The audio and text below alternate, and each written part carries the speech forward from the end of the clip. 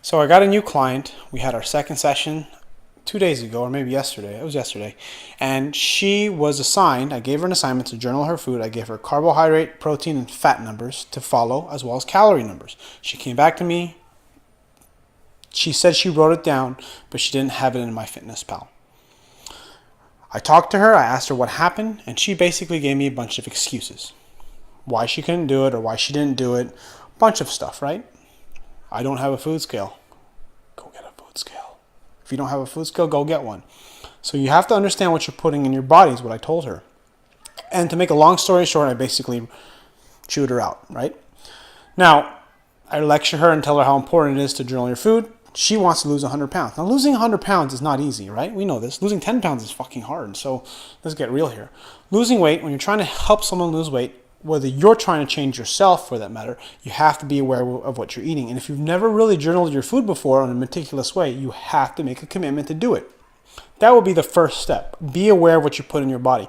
But understand that journaling your food is not something you do your entire life. It's really about building habits. But if you journal your food for 2 weeks and measure your stuff out, it really does help build a foundation. So that's kind of how I like to teach people. I want them to teach themselves. I do believe that people are capable of whatever it is they set their mind to. But the thing is that you have, as a coach, me being a trainer coaching this individual, is kind of finding out what she's willing to do and what she will do to accomplish her goal. And that way I have a better projection of how fast she can lose this 100 pounds. Everybody wants to lose the weight fast, but no one wants to do the hard work and tedious effort to get there fast. And under most circumstances, getting there fast is typically not the best solution, simply because it requires too drastic of a lifestyle change that people are not willing to commit for the rest of their life. It becomes too much. So I take her through a workout. The first session we just talked about nutrition and we just go over her measurements and stuff and her goals. Second session, I just review what she was supposed to do, tell her that she really needs to make a commitment to doing this. And then we go through a little bit of a workout. I always keep workouts really light in the first session, especially for someone who's overweight. I've had a few people pass out on me from doing sets of 20, like one set of 10 squats or 2 sets of 20 squats. They turn white and pale. So it's kind of like once you train people for a while, you kind of understand like kind of what people's limits are, and you're gonna get an idea what their background is.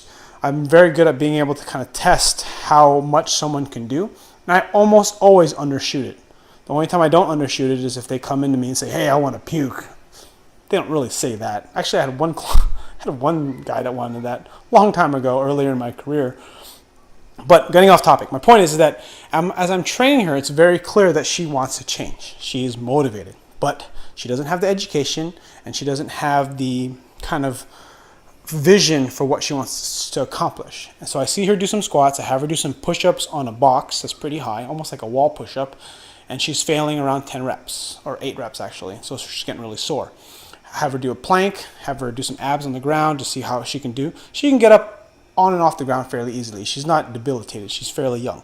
Have her do rows, some cable rows. And then after some consideration and just really kind of observing her for the second session of ours, it becomes very apparent to me that her problem is she doesn't see what she can do.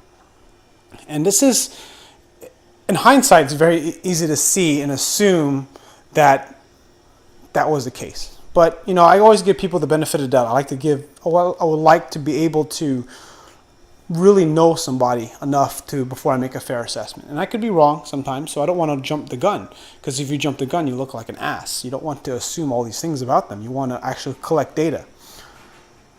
Now, it becomes apparent to me she can't see past the forest, if that makes any sense. She can't see what she can accomplish for herself.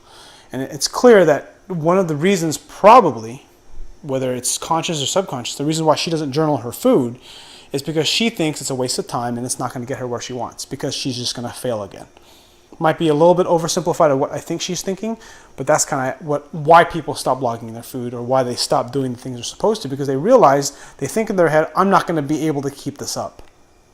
I'm not going to be able to keep this up. And they stop. They stop working out, they stop pushing themselves, and they just basically give up. And then they wait till they gain more weight and they come back. Or maybe they don't. Who knows? But the idea is that everybody wants to change. And it's, as a coach and as a trainer, what you're trying to do is you're trying to figure out what they need. And in this case, for this particular client, she needed to see what was possible. And this is what I said to her verbatim. I said, you just need to focus on following what I tell you to do initially, and you need to get all the negative crap out of your head. You need to install something brand new. You need to focus on doing the behaviors, because all this stuff works. People have done it. I've been training people for 14 years. I've helped a lot of people lose weight. There's people out there. There's lots of programs that help people lose weight. Everyone has been able to do it. You can do it. But you can't allow all this crap in your head. I don't know what's going through your head. I can't read your mind. But I do know one of the things that stop people, this could possibly be you, that it's the negative thoughts of not being able to accomplish a goal, not being able to do something full on, to half-ass everything.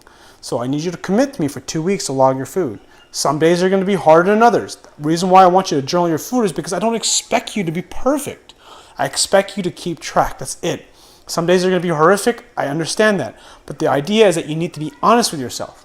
If you're not honest with yourself, there's no way to change. And no one likes to see the truth about what they are for themselves. And, and I don't give this kind of rah-rah motivation speech for everybody, but for her, it was very needed, because I could tell that's what she was probably, the trouble that she was having. Because for most people, they have to be able to see what's possible. And as a coach, as a trainer, or even for yourself, if you're just trying to change your body, you have to see what's possible for you.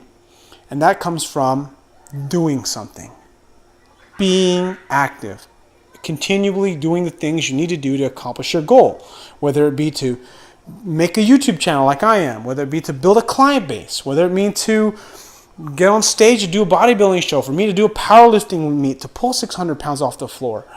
It's being able to see it before it happens, because everything is created twice. Once in your head and once in real life. Why not draw it in your head first, imagine it, and then go after it?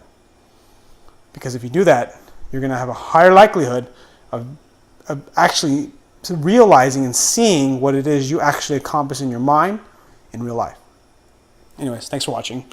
Like my video if you haven't already. Subscribe if you're not already a subscriber. If you want more videos like this, make a comment in the comments below. And thanks for watching.